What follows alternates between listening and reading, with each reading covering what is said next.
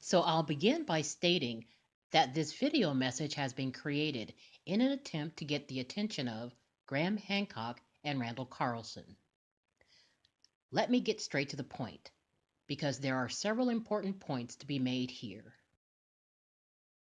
Point number one, I do not believe that it is a coincidence that during the last week of January 2025, I just so happened to visit my local library to request and reserve a copy of Graham Hancock's book entitled Magicians of the Gods: The Forgotten Wisdom of Earth's Lost Civilization. Within 1 week after having placed my request, I received notification on Tuesday, February 4th, 2025, that the book had finally arrived and was ready for pickup. 3 days later, on Friday, February 7th, 2025, I went to the library where I checked out Magicians of the Gods. In a little over a week after having picked up the book, I had finished reading it from beginning to end. Point number two.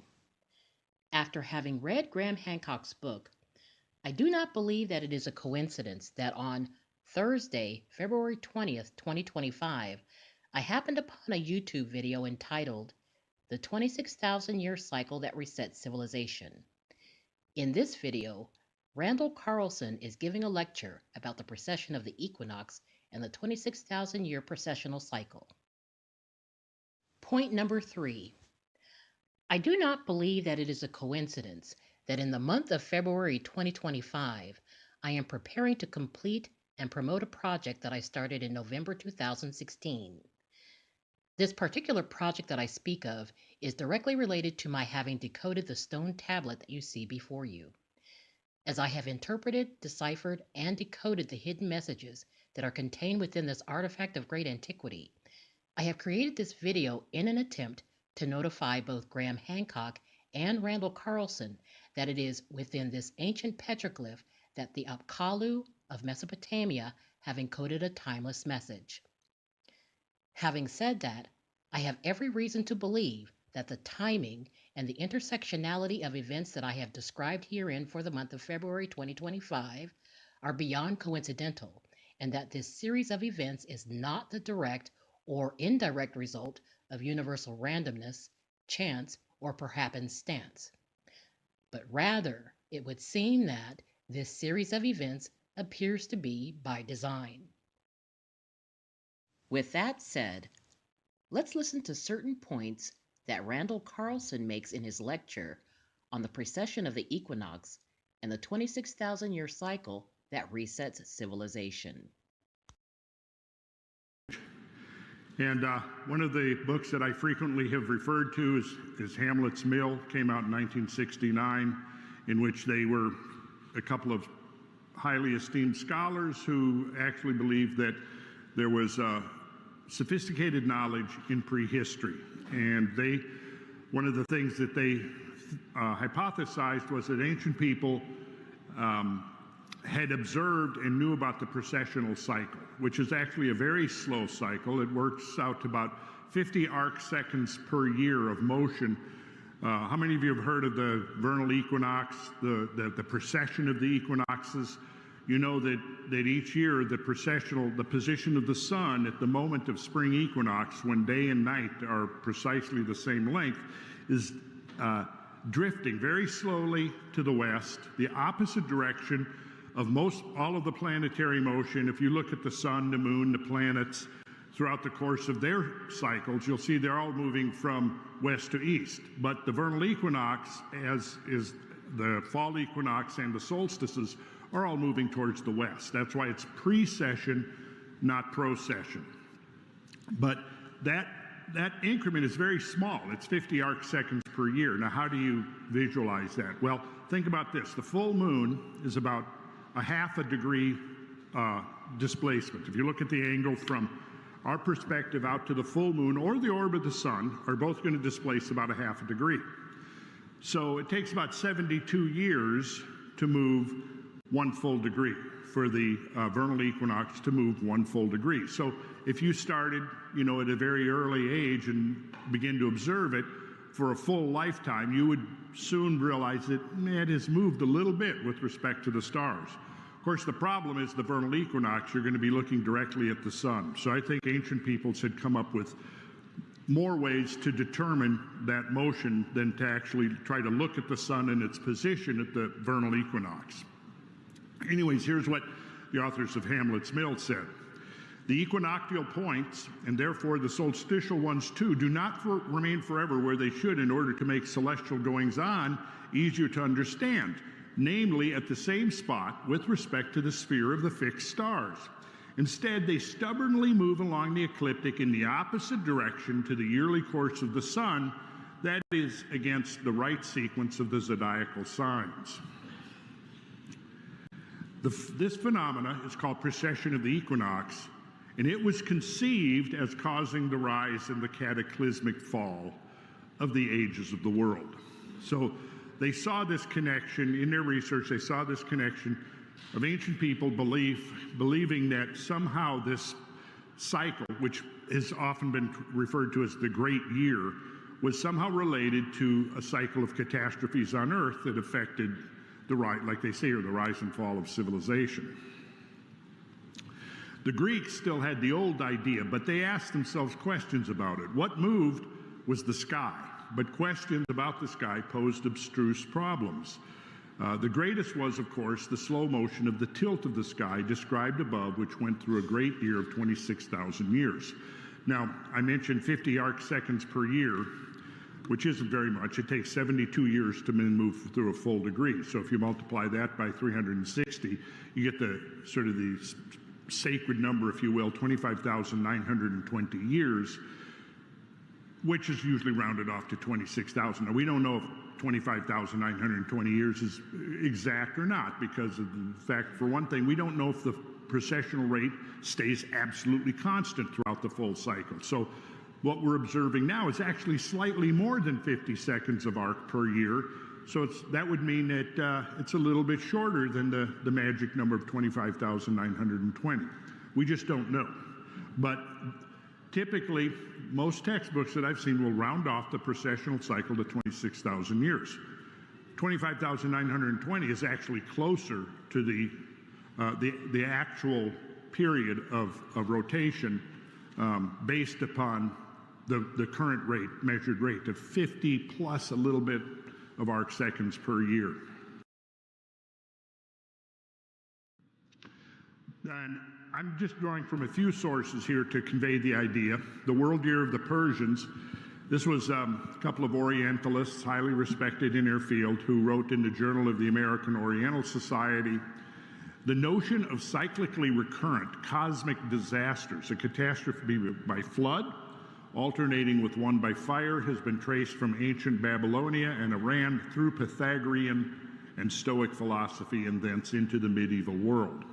So this is, whether we go to the Greeks or the Mayans, the Hopi Indians, any number of cultures, both still extant and ancient, we find very similar ideas, and usually involving flood and fire, sometimes alternating, sometimes happening simultaneously. And we now know, though, that nature provides ways to do both on a very large scale.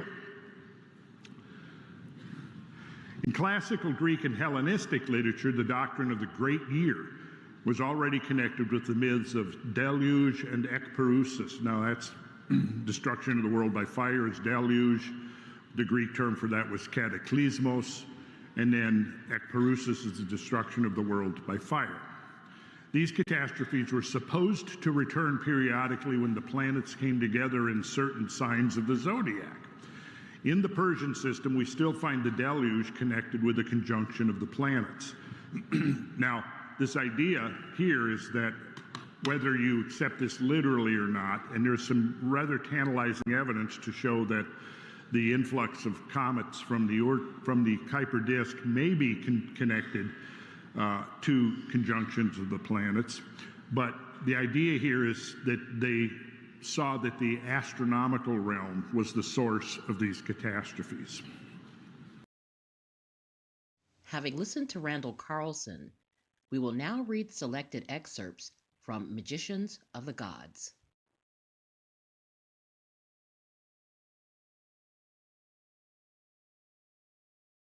As we saw in Chapter 15, a great cycle of the Mayan calendar came to an end on 21st December 2012.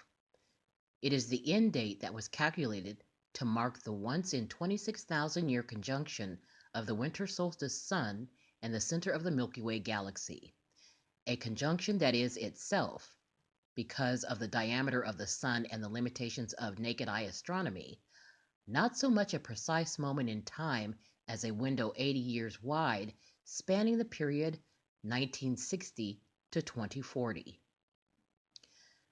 We saw, too, how Pillar 43 at Göbekli Tepe uses solar and constellation symbolism to depict the exact same window through which, as any astronomical software program will confirm, the winter solstice sun is still transiting today.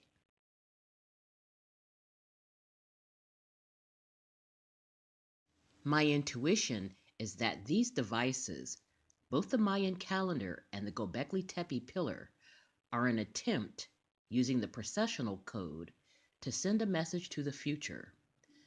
I see the lineaments of that message also in the huge astronomical geoglyph formed by the pyramids and the Great Sphinx of Giza. Using the same code and their relationship to the constellations of Orion and Leo, these monuments draw our attention to the epoch of the Younger Dryas between 12,800 and 11,600 years ago, and, through the symbolism of the return of the phoenix, to the epoch that falls half a precessional cycle later, as if to say, once again, our own epoch. The Mayan calendar and Pillar 43 at Göbekli Tepe, however, refine the calculation as we've seen. If I understand the message correctly, we're in the danger zone, beginning now here in 2025, and will be until 2040.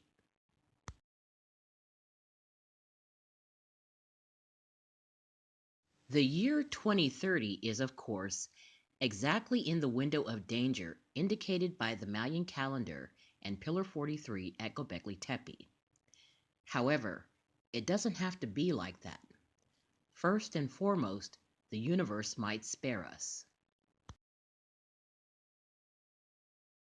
In summary, a 26,000-year cycle, known as the precessional cycle of the equinox, is thought to be responsible for the rise and cataclysmic fall of civilizations.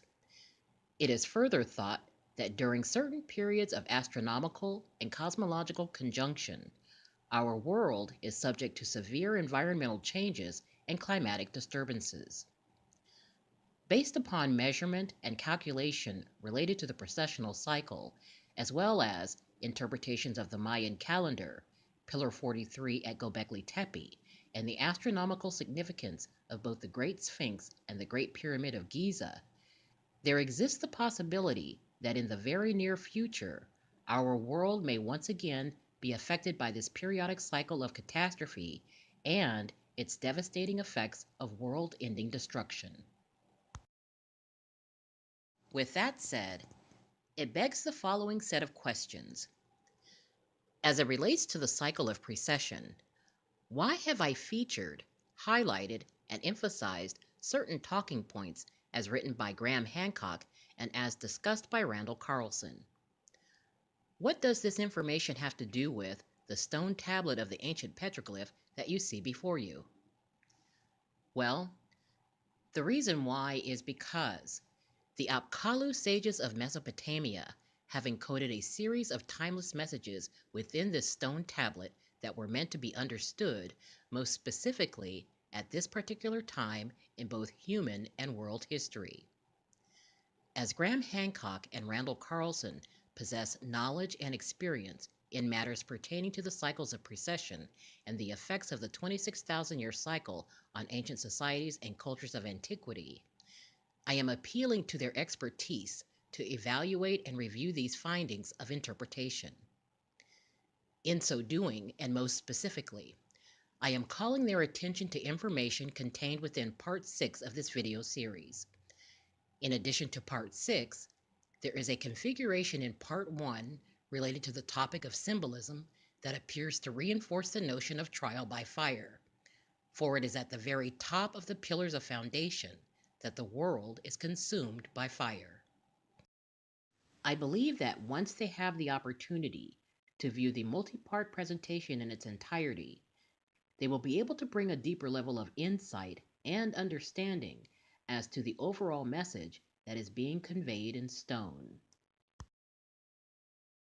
As the project that I have been working on since November 2016, related to interpreting, deciphering, and decoding this ancient petroglyph, which has culminated into a multi-part video series entitled Ancient Messages in Stone, Decoding the Assyrian Tree of Life, I invite viewers to watch the entire series and to draw their own conclusions as it relates to the timeless message of the Apkallu. Although the presentation has been developed as a 10-part video series, only parts 1 through part 6 are being released at this time. Sneak previews for part 7 through part 10 will be made available after the initial release of parts 1 through part 6. Having said that, I am appealing to the power of the internet and social media to assist me in getting the attention of Graham Hancock and Randall Carlson. Let them know that the content creator for the Archive of Antiquity channel is attempting to contact them in reference to an ancient artifact whose series of hidden messages have been decoded.